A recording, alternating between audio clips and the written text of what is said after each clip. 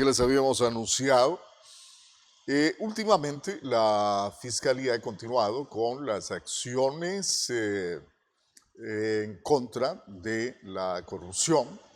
Hay procesos aperturados con este motivo y después de operativos realizados por la Fiscalía en diferentes provincias del país. Una de ellas, Santo Domingo de los Áchilas. Inclusive se ha vinculado a jueces de la Corte Provincial. ¿Cuál es el criterio de un experto en derecho, como es el doctor Líber Andrade, que nos acompaña en este momento? Lo vamos a conocer. Buenos días, ¿qué tal? Buenos días, Osvaldo, y por supuesto a la audiencia. Yo creo que efectivamente lo que está viviendo el Ecuador en los últimos años es precisamente por una falta de ese peso y contrapeso que deben tener todas las funciones del Estado.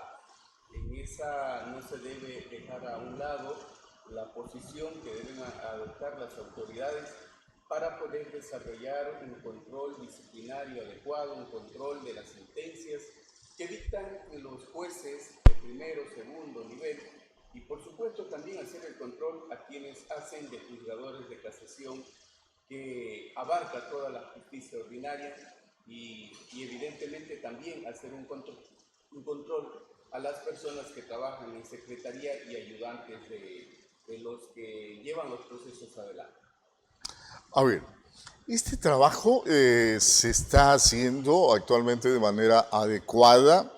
La función judicial en estos aspectos, cuando resultan vinculados a algunos operadores en este campo, debería dar todas las facilidades necesarias, es más, comprometerse a ser más rigurosa en la calificación de los nuevos servidores judiciales en calidad de operadores, doctor.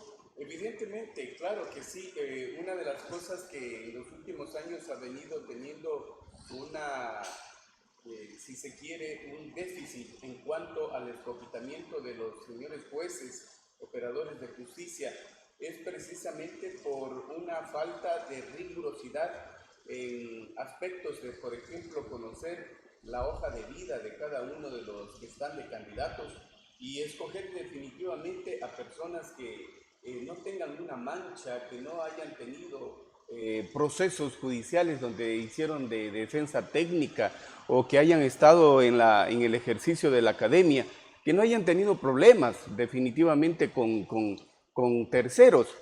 Y eso es lo que ha dado como resultado para que en los últimos años tengamos jueces con sentencias banales, con sentencias que realmente no se ajustan a la Constitución y la ley, sino que más bien se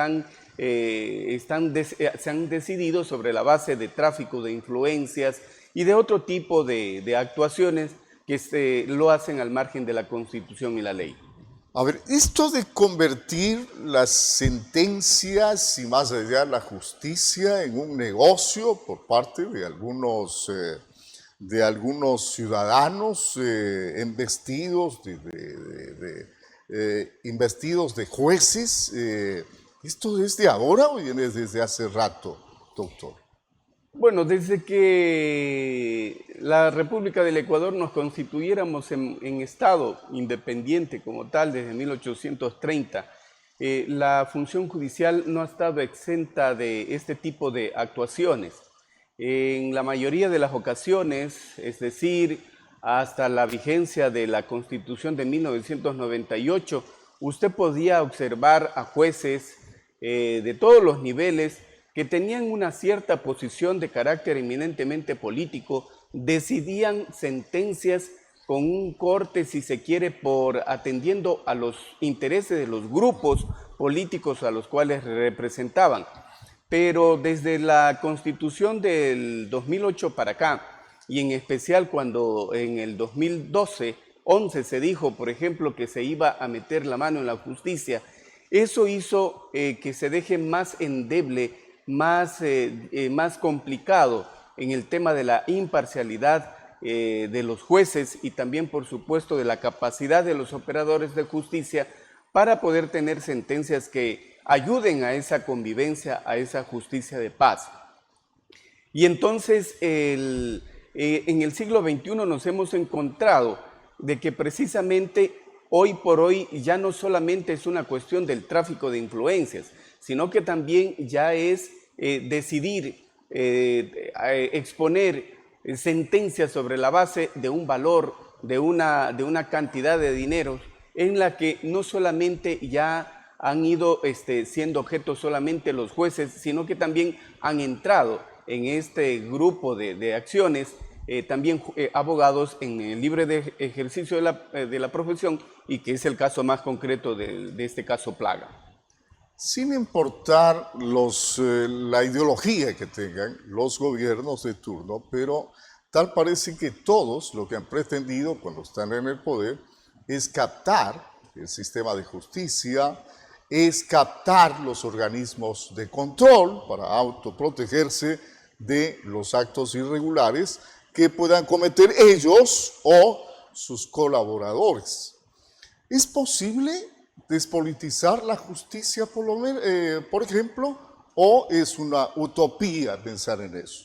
Es una utopía tratar de despolitizarla. Lo que sí se puede hacer es definitivamente que una vez que el operador de justicia ingrese a ser el servidor judicial, evidentemente tendría que hacer a un lado su posición de carácter político, dejar a un lado la situación partidista, porque no nos olvidemos que a propósito del siglo XXI, el movimiento siglo XXI fueron los responsables ahora de haber designado hace más de 10, 12 años a la fecha a una serie de jueces en las que, si bien es cierto, hubo un concurso de oposición y méritos, pero esos concursos de oposición y méritos estaban de alguna u otra forma en conocimiento de determinados jueces que ya se sabía o sabían que iban a ser designados.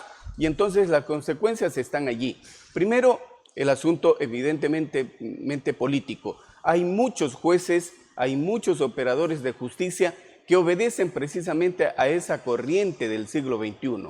Y dos, también es cierto que ha habido una posición de elementos externos. Por ejemplo, la delincuencia organizada también nos ha captado, así como han captado a muchos funcionarios públicos de las otras funciones del Estado.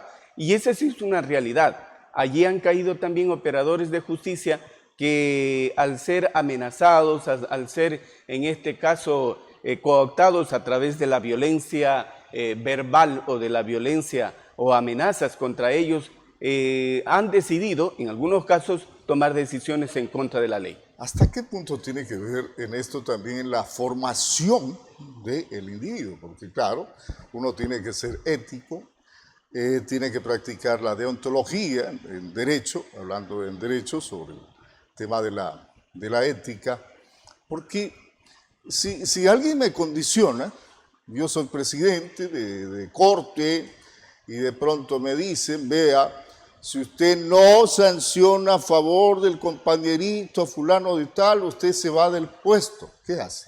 Tiene que irse del puesto.